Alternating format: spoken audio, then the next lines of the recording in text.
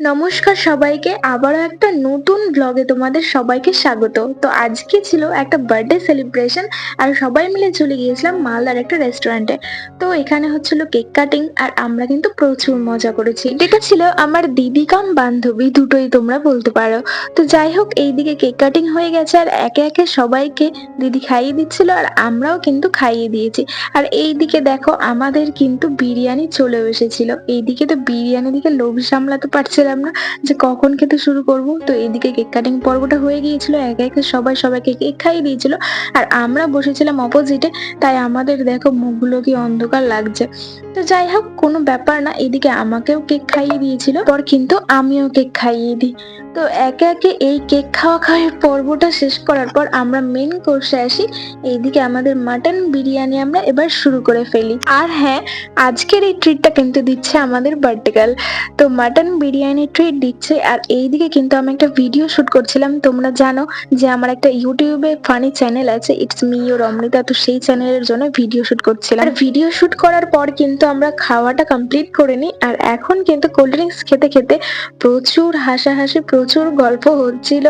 আর তারপর আমি video shoot করার জন্য রেখেছিলাম টিস্যু পেপারের ওই বক্সটাতে ফোনটা, আর সেখান থেকে বারবার করে ফোনটা আমার পড়ে যাচ্ছিল, কিন্তু আমি ভিডিও করা একদমই ছাড়ছিলাম না।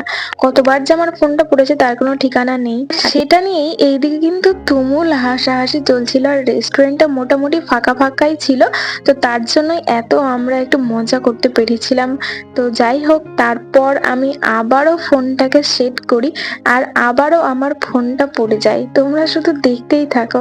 এইদিকে আমি আবারও ফোনটা রেখেছিলাম আর এই পড়লো, হ্যাঁ আবার পড়েছিল। তো চলো গাইস, তারপর কিন্তু আমরা বেরিয়ে পড়েছিলাম রেস্টুরেন্ট থেকে আর চলে গিয়েছিলাম প্রত্যেকটা শপিং মলে কি কালেকশন এসেছে সেইগুলো দেখতে আর সময় কাটাতে তোমরা বলতে পারো, কারণ আমাদের সেই রকম কারোরই বেরোনো হয় না। কি প্রায় আমরা 5-6টা মলে গিয়েছিলাম পরপর আর এই রকম সবাই মিলে জিনিসপত্র দেখছিলাম, বেশ ভালোই লাগছিল আর সময় কাটাতেও ভালো লাগছিল সবাই মিলে একসাথে। তো চলো ভিডিওটা সম্পূর্ণ দেখতে থাকো।